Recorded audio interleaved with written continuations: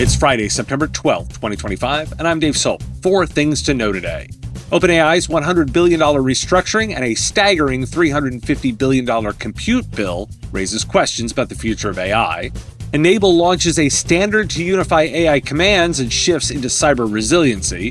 Kaseya reshapes leadership with a community-first message. And Adobe and Coro show AI seeping into enterprise CX and SMB security. And for your weekend, big ideas on the decline of the open web, why AI should be treated like electricity, and the danger of making your AI your whole strategy. This is the business of tech. I'm leading with this story due to its industry-wide discussion, but the next one could have been in this spot. OpenAI has announced a significant restructuring plan that involves transferring an equity stake valued at over $100 billion to the nonprofit organization that oversees it. This move, along with a tentative agreement to resolve financial issues with Microsoft, aims to facilitate OpenAI's transition from a nonprofit to a public benefit corporation.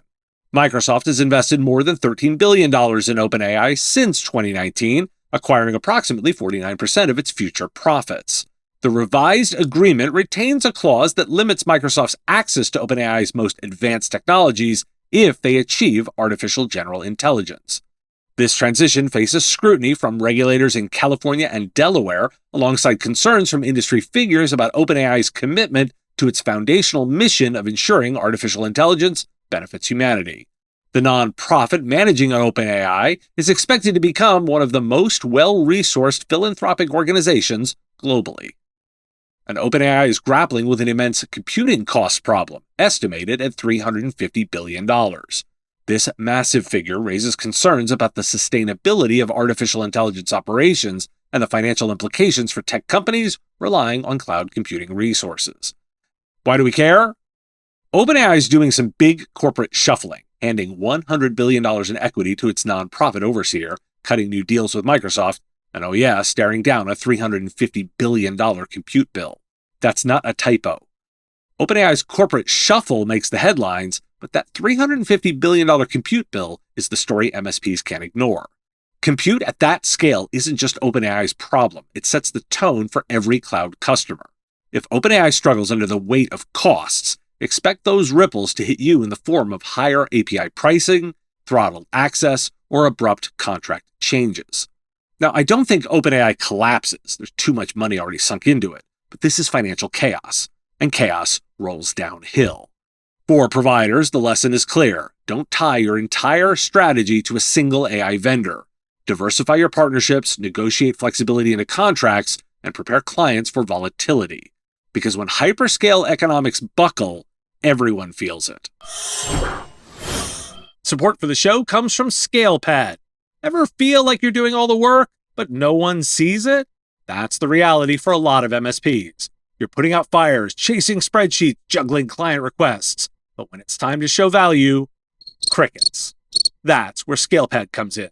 Trusted by over 10,000 MSPs, ScalePad solutions help you turn invisible effort into visible impact, pulling together the tools you already use, from reporting, quoting, compliance, and asset planning into one easy platform.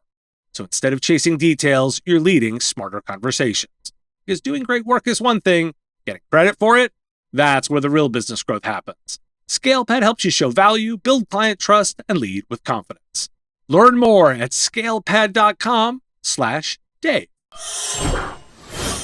Enable has launched CAT-MIP, CAT-MIP, aimed at standardizing terminology for artificial intelligence in cybersecurity and IT management. The initiative addresses the challenge of inconsistent terminology across different tech vendors, enabling more effective integration of AI across the IT ecosystem. The CAT-MIP Standards Board, which includes companies like Halo PSA and Auvik Networks, is developing a vendor-neutral dictionary that will facilitate accurate AI command interpretation. By reducing errors and ambiguities, CAT-MIP enhances cybersecurity and operational reliability, ensuring that critical IT processes are executed correctly on the first attempt. And a few changes at Kaseya. Kaseya has announced the appointment of Anthony Anzovino as Chief Revenue Officer and Patrick Wadher as Chief Technology Officer, effective immediately. Advenzo brings extensive experience in sales and customer success from companies such as Commvault and Amazon Web Services. Wadher, with over 25 years in enterprise software and technology, will focus on advancing Kaseya's AI-first platform, Kaseya 365. And Kaseya's Executive Vice President of Channel, Dan Tomadwinski, emphasizes a shift toward a community-centric approach for managed service providers, stating, quote, "It's not our community, it's the MSP's community," end quote. Why do we care? Well, disclosure, I'm an Enable shareholder. So Enable launches CatMip, a push to standardize AI terminology, so remediate means the same thing across vendors. That's actually a big deal. Misinterpreted AI commands are a real risk. But here's the catch. It only matters if others join in. With Auvik and Halo PSA on board, it's a start, but unless the big names buy in, this could just be another orphaned standard. Vendors are often reluctant to standardize if they see competitive differentiation in their proprietary approaches. Without wide buy-in, CatMip could end up as shelfware, remembered only as a press release.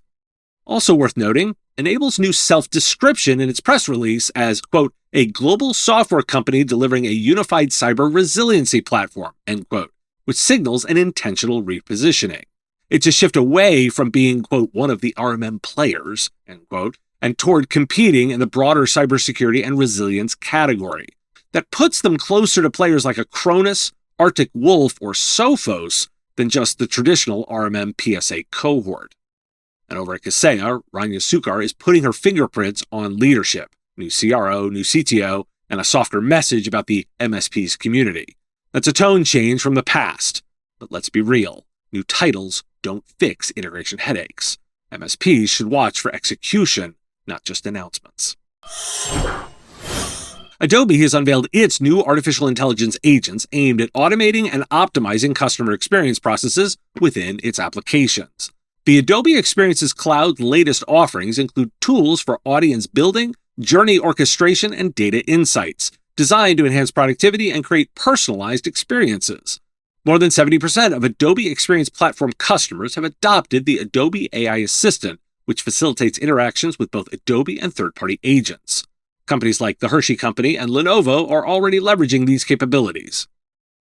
And Coro has announced the release of Coro 3.6, a new version of its cybersecurity platform designed specifically for small and mid-sized businesses. Leveraging artificial intelligence, the platform simplifies complex security processes, making robust security accessible for resource-constrained businesses. Coro 3.6 features include automated security insights, advanced zero-trust network access, and global data protection mechanisms to safeguard sensitive information across various countries. Why do we care? Adobe's rolling out AI agents in Experience Cloud. And get this, 70% of customers are already on board. It tells you AI isn't just about IT anymore, it's creeping into marketing and CX. And then you got Coro dropping a new version of their security platform, promising zero trust and global data protection the easy way. Here's the punchline. Whether it's marketing stacks or SMB security, AI is getting baked into everything. If you're a provider and you're not connecting these dots for clients, you're going to be caught flat-footed. And for your weekend, some big ideas. From The Verge, Google has acknowledged that the open web is in rapid decline, contradicting its previous claims that the web is thriving. In a recent court filing, the company stated that divestiture proposals could accelerate this decline, highlighting the challenges faced by digital publishers who rely on open web advertising revenue. Despite Google's assertion that it is directing a wider variety of traffic to websites, many publishers have reported decreased traffic following changes to Google's search algorithm and the rise of artificial intelligence-driven tools. A spokesperson for Google clarified that the statement referred specifically to open web display advertising, which is losing market share to non-open formats like connected television and retail media. The statement has sparked discussions about the future of the open web and the impact of Google's advertising ecosystem on digital content creators. The Knight First Amendment Institute's latest article discusses the concept of artificial intelligence as a normal technology, arguing that AI should be viewed similarly to transformative technologies like electricity and the internet, rather than as a potential superintelligence. The authors emphasize that AI's societal impacts will unfold gradually over decades, citing historical patterns of technological adoption and diffusion, which often lag behind innovations in methods. They outline that the risks associated with AI, such as accidents and misuse, should be managed through existing safety regulations rather than drastic policy interventions. The article also warns against the pitfalls of non-proliferation strategies, which could stifle competition and increase the concentration of power, potentially leading to greater systematic risks rather than mitigating them. For instance, previous technologies like social media have shown how rapid adoption without adequate oversight can exacerbate societal issues. A recent article from Harvard Business Review emphasizes that a company's success with artificial intelligence does not solely depend on the technology itself, but rather on how effectively it is utilized. Since the introduction of ChatGPT in November of 2022, AI has become more accessible to businesses of all sizes, leading to inflated expectations about its capabilities. Professors at INSEAD argue that companies must avoid putting artificial intelligence at the forefront of their strategies without a clear understanding of how it aligns with their overall business goals. This misstep can threaten a company's strategic direction and the value it aims to create. Why do we care? Well, some questions. If even Google admits the open web is in rapid decline, what does that mean for your clients who rely on visibility, search traffic, or open web advertising? Are you helping them think beyond SEO and display ads to diversify where they get attention? The Knight First Amendment Institute says AI should be treated like electricity or the internet, normal tech, not superintelligence. If that's true, are you over-indexing on hype, or are you approaching AI adoption the same way you would any other infrastructure shift, methodical, gradual, and with risk managed through existing frameworks? And the Harvard Business Review. AI isn't the strategy, it's a tool. So ask yourself, are you pushing AI because it's hot, or are you helping customers integrate it where it actually advances their business goals? What happens if you tack AI onto everything without tying it back to value creation? Thanks for listening. Today is National Video Game Day and National Chocolate Milkshake Day, clearly made for me, both of which I think go together. I'm previewing some upcoming additions to the show lineup on my Patreon at patreon.com/MSPradio. New content is coming. Sign up now to get very early access. The Business of Tech is written and produced by me, Dave Sobel, under ethics guidelines posted at businessof.tech. If you've enjoyed the show, make sure you've subscribed or followed on your favorite platform. It's free and helps directly. Give us a review, too. If you want to support the show, visit patreon.com/MSPradio and you'll get access to content early. Or buy our Why Do We Care merch at businessof.tech. Have a question you want answered? We take listener questions, send them in, ideally as a voice memo or video to question@mspradio.com. I answer listener questions live on our Wednesday live show on YouTube and LinkedIn. If you've got a comment or a thought on a story, put it in the comments if you're on YouTube, or reach out on LinkedIn if you're listening to the podcast. And if you want to advertise on the show, visit mspradio.com/engage. Once again, thanks for listening, and I will talk to you again on our next episode. Part of the MSP Radio Network.